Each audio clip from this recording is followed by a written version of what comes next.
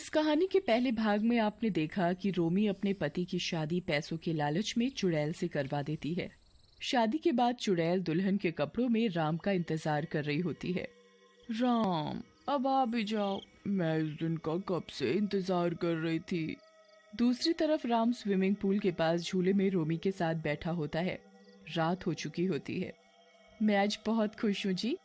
तुम ये सब जेवर कपड़े पहनकर बहुत खुश हो रही हो, लेकिन तुमने बहुत बड़ी गलती की है रोमी। अरे आप चिंता क्यों करते हो, हम दोनों बहनों की तरह रहेंगी। जब घर में और लोगों के साथ रहने से प्यार नहीं बढ़ता तो बीवी के मामले में पता नहीं क्यों प्यार बढ़ जाता है। ओहो, देखो ना मेरी अकल। आज तो आपको रीमा के कमरे में जाना है। चलो चलो चलो, नहीं तो लोग कहेंगे मैंने उस बेचारी के साथ धोखा किया है। पैसे तो ले लिए लेकिन पति अभी भी खुद ही रखा है। चलो चलो जल्दी चलो। तुम्हारा दिमाग तो खराब नहीं हुआ? मैं कहीं नहीं जाऊंगा, मैं सिर्फ तुमसे प्यार करता हूँ। वाह जी वाह, ये तो गलत बात हुई। आपने कहा था कि मैं जो कहूँगी आप वही करोगे। अब चलो। हे भगवान, मैं कहाँ फंस गया। रोमी उसकी एक नहीं सुनती और उसे जबरदस्ती चुड़ैल के कमरे में छोड़ आती है और दरवाजा बाहर से बंद कर देती है। अरे अरे, ये क्या किया तुमने? रोमी, रोमी दरवाजा खोलो। रोमी दरवाजा खोलो। दरवाजा सुबह ही खुलेगा जी। Bye, good night. चलो, मैं चली अपने मखमली बिस्तर पे सोने। कमरे में चुड़ैल राम को देखते ही अपना मुंह छिपा लेती है ताकि राम चुड़ैल का असली रूप ना देख पाए। अरे राम, तुम परेशान क्यों होते हो? आज तो हमारी सुहागरात है ना। अरे यार, तुम तो चुप ही रहो। तुम्हारी सुहागरात की तो ऐसी की तैसी दिमाग खराब करके रख दिया है। तुम उदास मत हो, आओ यहाँ मेरे पास आकर बैठो ना। सब तुम्हारी वजह से हुआ है। तुमने मेरी बीवी को लालच दिया, लेकिन तुम्हारा भी कोई फायदा नहीं है इसमें, क्योंकि मेरा प्यार सिर्फ मेरी बीवी का है, समझी? इतना बोलकर राम नीचे बिस्तर लगाकर सो जाता है। कोई बात नहीं राम, कब तक मुझसे प्यार नहीं करोगे? मैं तुम्हारा जिंदगी भर इंतजार कर सकती हूँ। अगली सुबह। अरे रीमा, तुम रसोई में खाना क्यों बना रही हो? नौकर है ना, वो बनाएगा। और ये क्या रूखी सूखी सी साड़ी पहन रखी है? नहीं दीदी, मैं राम के लिए अपने हाथों से बनाऊंगी खाना। उन्हें बाहर का पसंद नहीं है ना, और ना ही ज्यादा चमकने वाले कपड़े, इसलिए मैं ऐसे ही ठीक हूँ। अरे अब तो हम अमीर हो गए हैं, घर में बनाने की मेहनत क्यों करनी? और हाँ पतिदेव जी, आपको भी काम पे जाने की कोई जरूरत नहीं। इतना पैसा है, अब आराम करो, घूमो फिरो, ऐश करो। नहीं, पैसा तुमने कमाया है, मैंने नहीं। मैं जैसे काम करता था वैसे ही करूंगा। तभी वहाँ पिंकी और राहुल आते हैं। माँ, हमें स्कूल के लिए तैयार कर दो ना। अरे अरे, हटो हटो, मेरी साड़ी खराब हो जाएगी। क्या कर रहे हो तुम दोनों? जाओ, सक्कू बाई तुम्हें तैयार कर देगी।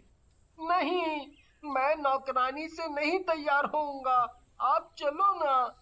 राहुल, पिंकी चलो, मैं तुम्हें तैयार कर देती हूँ, प्लीज चलो ना। रीमा के प्यार से कहने पर दोनों रीमा के साथ चले जाते हैं। रीमा उन्हें बहुत प्यार से तैयार करती है और उनसे बातें करती है। आंटी, हम आपको क्या कहकर बुलाएं? जो तुम्हारा मन करे वो बुलाओ। हम आपको माँ बुलाएं? हाँ, क्या कहा? माँ? हाँ हाँ, क्यों नहीं, ये तो बहुत अच्छा है। बच्चे बहुत खुश हो जाते हैं और चुड़ैल भी बहुत खुश हो जाती है। और इसी तरह कुछ दिन बीत जाते हैं। रोमी ने राम और बच्चों पर बिल्कुल ध्यान देना बंद कर दिया और रात में लेट पार्टी करने लगी। राम के सारे काम, खाना पीना चुड़ैल ही करती थी। इस तरह से राम अकेला महसूस करने लगा। थोड़ी देर मेरे साथ बैठो ना, कितने दिन हो गए, चलो आज साथ में खाना खाते हैं। अरे नहीं, इतनी रात हो गई, मैं तो पार्टी में गई थी और वहाँ से ही खा कर आई हूँ। अब थक गई हूँ, मैं सोने जा रही हूँ, खड़ा भी नहीं हुआ जा रहा। इतना बोलकर रोमी अपने कमरे में चली जाती है। राम रोने लगता है और खाना नहीं खाता। चुड़ैल ये सब देख रही होती है। चुड़ैल फिर से रीमा का रूप लेकर राम के पास आती है। उसे रूप बदलता दोनों बच्चे देख लेते हैं और डर के मारे अपने कमरे में चले जाते हैं। पिंकी, माँ तो चुड़ैल निकली, मुझे तो बहुत डर लग रहा है। डर मत भाई, अगर चुड़ैल माँ को हमें नुकसान पहुंचाना होता तो कब का पहुंचा देती। वो तो हमें बहुत प्यार करती है। दूसरी तरफ चुड़ैल रीमा के रूप में राम के पास जाती है और उसे चुप कराने लगती है। राम तुम चुप हो जाओ, मैं तो तुम्हें खुश देखना चाहती थी इसलिए मैंने ये सब किया। मेरा रास्ता गलत था लेकिन मैं तुमसे सच्चा प्यार करती हूँ। राम रीमा की अच्छाई कई दिनों से देख रहा था। रीमा ने पूरा घर बच्चे अकेले संभाल लिया था, इसलिए राम भी रीमा से प्यार से बात करने लगता है। फिर एक दिन, अरे राम, तुम्हारे जन्मदिन पर हम तुम्हारे पुराने गांव चलते हैं। अरे वाह, ठीक है। लेकिन मम्मी नहीं चलेगी, उन्हें गांव में अच्छा नहीं लगता। तो ठीक है, हम चारों ही चलते हैं। वो चले जाते हैं। दूसरी ओर धीमे धीमे रोमी अपनी पार्टियों और रोज की उस जिंदगी से बोर होने लगती है और परिवार से दूर हो गई है। उसे अब इस बात का एहसास होने लगता है। रोमी घर आती है। अरे सक्कू भाई, सब कहाँ गए? घर खाली खाली है। मेम साहब, सब गांव गए हैं, वो राम मालिक का जन्मदिन है ना आज, इसलिए। अरे मर गई रे, मैं तो भूल ही गई। लेकिन मुझे साथ नहीं ले गए। जरूर रीमा ने ही सबको बहकाया होगा। रोमी फटाफट से गांव जाती है। वहां उसकी माँ कविता और पापा होशियार चंद भी होते हैं। सब लोग राम का जन्मदिन मना रहे होते हैं और बहुत खुश होते हैं। ये सब देखकर रोमी को बहुत गुस्सा आ जाता है और वो गुस्से में रीमा के बाल पकड़ लेती है। ये सब तेरी वजह से हुआ है। मेरे पति और बच्चों को मुझसे दूर कर दिया तूने। चली जा मेरे परिवार से दूर। अरे रोमी, ये क्या कर रही हो? छोड़ो रीमा को। तुम ही लालच में आ गई थी और उसके बाद मुझे और बच्चों को तो तुम जैसे भूल ही गई। सिर्फ पार्टी और ऐशो आराम। नहीं, इसी ने मेरी जिंदगी खराब की है। मैं इसे नहीं छोड़ूंगी। रोमी रीमा के बाल खींचने लगती है। रीमा को गुस्सा आ जाता है और वो अपनी चुड़ैल के असली रूप में आ जाती है।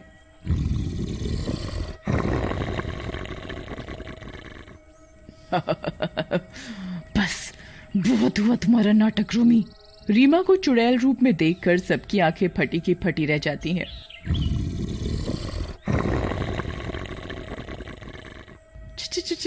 चुड़ैल रीमा, तुम चुड़ैल हो। मर गई रे। मम्मी, हमें तो पहले से ही पता था कि रीमा माँ एक चुड़ैल है। हमने देख लिया था। हाँ पापा, वो हमें इतना प्यार करती है इसलिए हमें डर नहीं लगा और हमने किसी को नहीं बताया। क्या? लेकिन रीमा, तुमने ये सब क्यों किया? राम, मैं तुम्हारे बचपन की दोस्त हूँ रीमा।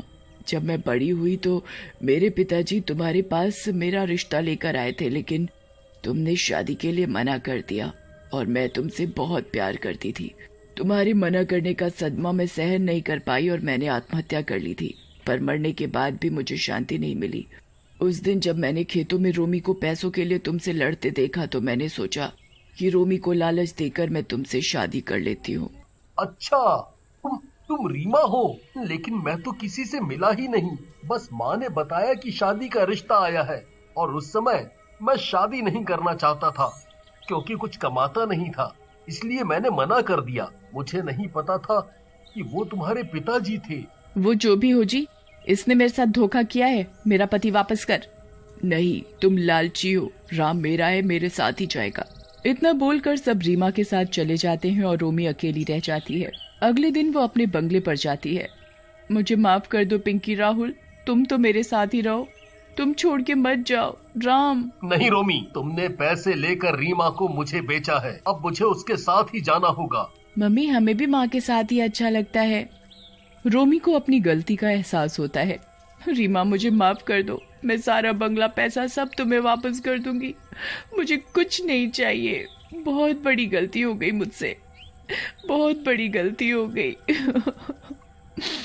इतना बोलकर रोमी रोने लगती है। रोमी, रो नहीं। मैं राम से सच्चा प्यार करती हूँ, इसलिए मैंने उनसे शादी की। अब मुझे मुक्ति मिल जाएगी और तुम भी अब राम की कदर जान चुकी हो। राम सिर्फ तुमसे प्यार करते हैं। तुम्हारी अकल ठिकाने लगाने के लिए ही मैंने ये सब किया था, ताकि तुम पैसों को ही अहमियत ना दो।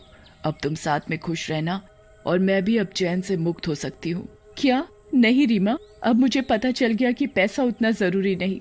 तुम मत जाओ, हम सब साथ मिलकर रहेंगे। नहीं, मुझे तो एक दिन जाना ही था और राम से मेरी शादी हुई और मुझे राम का प्यार भी मिला। बस मेरे लिए काफी है। इतना बोलकर रीमा मुक्त होकर चली जाती है।